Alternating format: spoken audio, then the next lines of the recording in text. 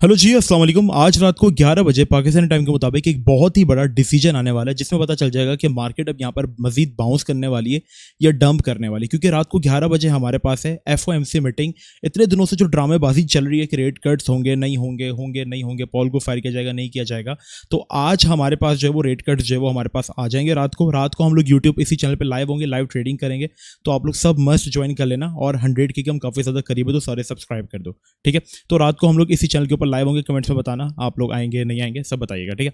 अच्छा, अब यहाँ पर एक इंपॉर्टेंट चीज़ है कि अब मार्केट को कौन से लेवल्स को अपने होल्ड करना है। मैं इस वक्त सुबह के 4 बज रहे हैं जब ये वीडियो मैं बना रहा हूँ। अगर आप लोग थोड़ा लेट भी देखेंगे ये वीडियो या जब तक अपलोड होगी तो शायद बीटीसी की प्राइस ऊपर नीचे भी हो सकती है, तो मैं उसके भी सिनेरियोज आपको बता दूंगा। साथ ही साथ ऑल्ट कॉइन्स का और एथेरियम के ऊपर भी हम जो है वो यहाँ पर बात करने वाले हैं, ठीक है। एक्सपेक्टेड रेट कट्स क्या है पहले वो मैं आपको बता दूं। एक्सपेक्टेड रेट कट्स जो है वो हमारे पास 4.50% जो है वो है, और करंट भी हमारे पास 4.50% ही है।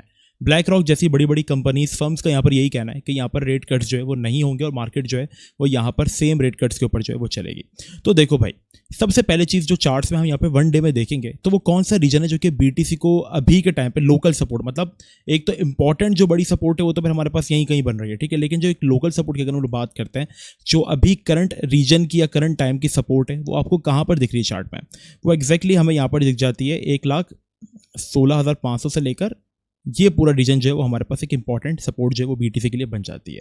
मतलब यहाँ पर ये हो रहा है ना कि बीटीसी बार बार आता है बाउंस करता है, मतलब कोई ना कोई ऐसी ताकत है जो कि यहाँ से बीटीसी को बाउंस करे। मींस यहाँ पर बाइंग प्रेशर्स ऑफ बुल्स का वो बहुत ज़्यादा है, ठीक है।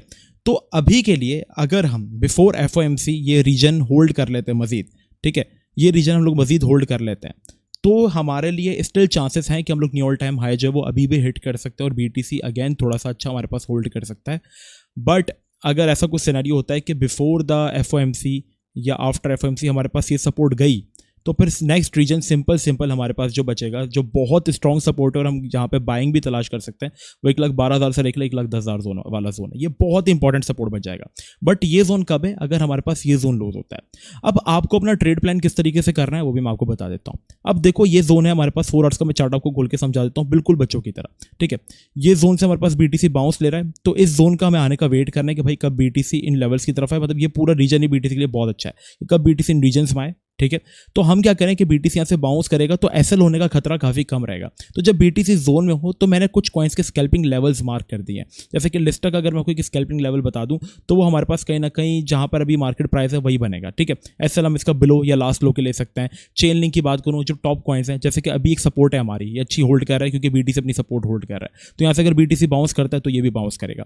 अभी जो भी आप अपनी ट्रेड्स लेंगे करंट लेवल के साथ, वो आप अपनी स्टॉप लॉस के साथ लेंगे। जैसे आपकी ट्रेड अगर आपने ले रहे हैं तो ये ट्रेड आपकी कुछ इस तरीके से होनी चाहिए, जैसे यहाँ पे आपकी जो है वो पोजीशन बन रही है, यहाँ पर आपका एसएल आ जाए और टीपी आप जो है वो इजीली मैनेज कर सकते हैं। यहाँ कहीं बीच में आप अपना जो है वो पार्शियल रख के जो है आप टीपी की तरफ जो है वो जा सकते हैं। इस तरीके की ट्रेड्स आपकी अभी करंट सपोर्ट के ऊपर आपका ये प्लान होना चाहिए। और अगर आप चाह रहे हैं कि आपको कुछ लॉन्ग टर्म के लिए बाय करना है, आप चाह रहे हैं कुछ आपको लॉन्ग टर्म के लिए बीटीसी के अंदर दिख जाए, तो फिर अगर हमारे पास ये जोन जाता है तो फिर हमारे पास ही कोई चांस होगा कि हम नीचे से बाइंग करें। मतलब ये जो जोन हमारे पास बना हुआ है, अगर आपको वीकली में भी मैं यहाँ पे या वन डे में भी दिखाऊंगा तो कोई बहुत स्ट्रॉन्ग रीजन दिखेगा, मतलब previous all time high BTC का, जिसको रिट्रेसमेंट लेने के लिए बीटीसी जो है वो आ सकता है। और ये बहुत कॉमन चीज़ है, मैं बार बार आपको नहीं बताऊंगा क्योंकि बीटीसी रिट्रेसमेंट्स लेता रहा है। जैसे कि यहाँ पे ऑल टाइम हाई हिट तो बड़ी रिट्रेसमेंट लेता है, सॉरी, यहाँ पर ऑल टाइम हाई हिट तो बीटीसी ने बड़ी रिट्रेसमेंट ले ली, ठीक है। यहाँ पर ऑल टाइम हाई हिट तो बीटीसी ने एक अच्छी जो करेक्शन है वो ले ली, ठीक है। अब यहाँ पर ऑल टाइम हाई हिट हुआ है तो मे बी पॉसिबल बीटीसी हमारे पास यहाँ तक की कहीं ना कहीं करेक्शन ले सकता है। तो उस करेक्शन को आप एक अपॉर्चुनिटी समझकर जो है वो ऐड करेंगे। बीटीसी के अंदर सिंपल सा सिनेरियो है, बस जो भी न्यूज़ आए वैसे तो न्यूट्रल ही आएगी, लेकिन न्यूज़ के अलावा जो इंपॉर्टेंट चीज़ है ना वो है पॉल की स्पीच, क्योंकि 11:30 बजे पॉल स्पीच करेगा, उसमें वो बताएगा कि आने वाले टाइम में वो क्या करने वाला है। चलो ये समझ के चलते हैं कि वो अपनी स्पीच में बोलते हैं कि भाई रेट कट्स नहीं होंगे, लेकिन वो अपनी स्पीच अपनी जो इसमें अनाउंसमेंट में बोलते हैं कि भाई रेट कट्स नहीं होंगे, बट स्पीच में वो बोलते हैं कि भाई लेकिन हमारा आने वाले टाइम में इरादा है रेट कट्स करने का, तो मार्केट सीधा बाउंस करेगी क्योंकि उसकी बुलिश, अब स्पीच उसकी सारी चीज़ें जो आने की बताएगी। लेकिन वो बोलता है भाई अभी तो हमने रेट कट्स रोके में, लेकिन मार्केट अच्छी नहीं है, रेट कट्स नहीं हो सकता, पॉसिबल ही नहीं है। तो समझ लो कि मार्केट के अंदर मजीद टेंशन होगी, फिर ट्रम्प का और पॉल का झगड़ा शुरू हो जाएगा, फिर मार्केट मजीद गिरेगी। तो ये लेवल जब तक होल्डेड है we are very very safe, और अगर ये लेवल जाता भी है तो आप सिर्फ स्कैल्पिंग में शायद आप कैंसिल होंगे, वरना जो स्विंग बिल्ड करने का या लॉन्ग टर्म की पोजीशन बिल्ड करने का जो जोन है वो हमारे पास स्टिल वैलिड है, जो कि नीचे रहेगा। ये एक इंपॉर्टेंट सपोर्ट है, ठीक है। तो इसको हमें कंसिडर करके जो है वो चलना पड़ेगा। ईथ की बात करें तो ईथ में भी मैंने अपना लेवल जो है वो मार्क किया हुआ है, ये जोन है मेरा जहाँ पर अगर ईथ हमें मिलता है तो वहाँ पर हम कुछ बाइंग प्लान करेंगे अपना, वरना अभी तो ईथ बहुत ज़्यादा ओवर वैल्यू हो चुका है। वैसे तो हमने ईथ को लॉन्ग टर्म के लिए ऑलमोस्ट 2100 की एवरेज पे बनाया हुआ, मतलब हम जब डंप कर रहा था आपको कंटिन्यूसली फोर्स कर रहे थे, बट अब आई डोंट थिंक कि आपको 2800-2700 वाले रीजन में मिलेगा, बट हमें लेवल टू लेवल अभी यहाँ पर चलना पड़ेगा।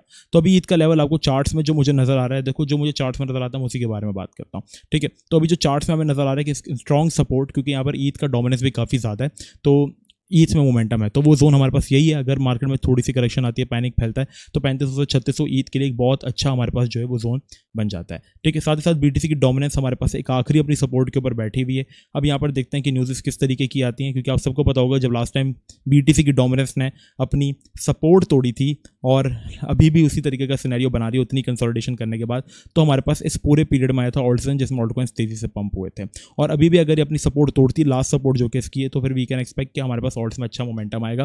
क्योंकि ईद के चार्ट अगर हम जाकर देखते हैं, ईद की डोमिनेंस को अगर हम जाकर देखते हैं तो वो कंटिन्यूसली मार्केट के अंदर रूल कर रही है और तेजी से बाउंस कर रही है। और लास्ट टाइम भी यही हुआ था कि जब हमारे पास 2021 में बीटीसी की डोमिनेंस गिरी थी, तब कंटिन्यूसली ईद की डोमिनेंस ने जो वो डोमिनेट किया था, और अभी भी ईद की डोमिनेंस अपने उसी रीजन से बाउंस हुई है जहां से ये 2021 या 22 में हुई थी।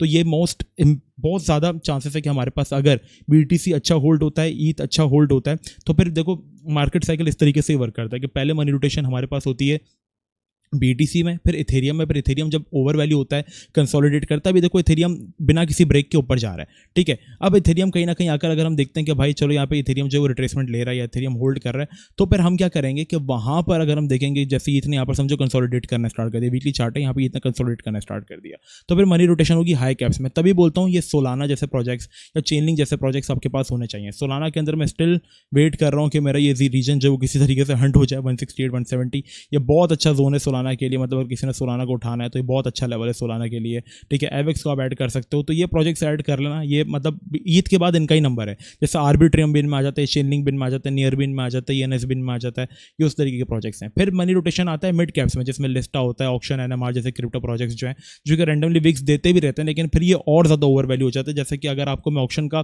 पिछले बुल रन का रिजल्ट दिखाऊं तो ऑक्शन की ये औकात नहीं, वन ऑक्शन बहुत अच्छा प्रोजेक्ट हुआ करता था, ठीक है। पिछले टाइम में हमने देखा कि ऑक्शन ने हमें बहुत बड़ी बड़ी रैलीज भी दी हुई हैं। तो ये मिड कैप्स फिर 500-600% उस टाइम में जो वो बाउंस करते हैं जब मार्केट के अंदर मिड कैप्स में पैसा होता है। फिर एट द एंड पैसा आता है लो कैप्स के अंदर, जिसमें हमारे पास लो कैप्स $50 मिलियन से नीचे वाले प्रोजेक्ट्स होते हैं, जैसे कि स्ट्रैक्स वगैरह, इस तरीके के क्रिप्टो प्रोजेक्ट। फिर आखिर में मनी रोटेशन उसमें आता है। तो इस तरीके से मार्केट साइकिल पूरा वर्क करता है। बीटीसी में पैसा था, अब ईथ में है, इसके बाद हाई कैप्स, फिर मिड कैप्स, फिर लो कैप्स। तो ये हमारे पास ओवरऑल मार्केट का सिनेरियो, किस तरीके से आपको ट्रेड लेनी है, किस तरीके से एग्जीक्यूशन करनी है, सारी चीज़ें मैंने आपको बता दी। रात को फिर हम लोग देखते हैं, मिलते हैं इंशाल्लाह। आ रहे हो ना सब लोग, फिर बताओ सारे कमेंट्स में। अभी देखो अगर आप बीटीसी के चार्ट में तो कोई करेक्शन अभी हमारे पास नहीं आई है, तो इस चीज़ से आप आइडिया लगा लो कि करेक्शन पेंडिंग है। क्या पता न्यूज़ अच्छी भी है फिर भी करेक्शन आ जाए। तो अगर स्कैल्पिंग करनी है तो ये लेवल पे नजर रखो, ठीक है। मतलब जिनको स्कैल्पिंग करनी है, जो डे ट्रेडिंग करते हैं ना, उनके लिए ये लेवल है स्कैल्पिंग का जो मैंने आपको बताया है। लेकिन जिनको हमारे पास अगर लॉन्ग टर्म के लिए कुछ ऐड करना है या बाय करना है, तो वीकली चार्ट पर आपको क्लियरली नजर आएगा कि मार्केट ने अभी तक इतने बाउंस के बाद कोई करेक्शन नहीं लिया, जबकि मार्केट की फितरत है कि जब ऑल टाइम हाई लगता है, पहला जैसे ऑल टाइम हाई लगा मार्केट करेक्शन लेती है, ऑल टाइम हाई लगा मार्केट करेक्शन लेती है, वापस रिकवर भी जल्दी हो जाती है। ऑल टाइम हाई लगता है मार्केट करेक्शन लेती है, यहाँ ऑल टाइम हाई लगा मार्केट ने करेक्शन ली, ठीक है। यहाँ ऑल टाइम हाई लगा मार्केट ने करेक्शन ली, यहाँ ऑल टाइम हाई लगा मार्केट ने जो है बड़े पंप होने के बाद कंसोलिडेशन ली और बहुत बड़ी ली, ठीक है, 30% तक के लिए, जिसमें लोग समझ रहे थे कि सब गया, और अभी वापस ऑल टाइम हाई लगाया। तो आज नहीं कल नहीं मार्केट में एक करेक्शन आएगी जरूर, तो वो करेक्शन होगी आपके लिए buying opportunity. Okay, I hope. एक और चीज़ में मैं दिखा दूं, यहाँ पर आप चार्ट में देखोगे तो आपको समझ भी आ रहा होगा किस तरीके से मार्केट अपनी सपोर्ट्स बनाती है, फिर बाउंस करती है, सपोर्ट बाउंस, ठीक है, फिर बाउंस। अब यहाँ पे मार्केट अपना कोई एक हायर लो जो है वो फॉर्म कर सकती है, तो उसके लिए रेडी रहो। वो आपके फिर लॉन्ग टर्म के लिए बाइंग प्लान्स होंगे। रात को इंशाल्लाह चैनल पर मिलता है लाइव स्ट्रीम में। बहुत ज़्यादा ख्याल रखना। अस्सलाम वालेकुम व रहमतुल्लाह।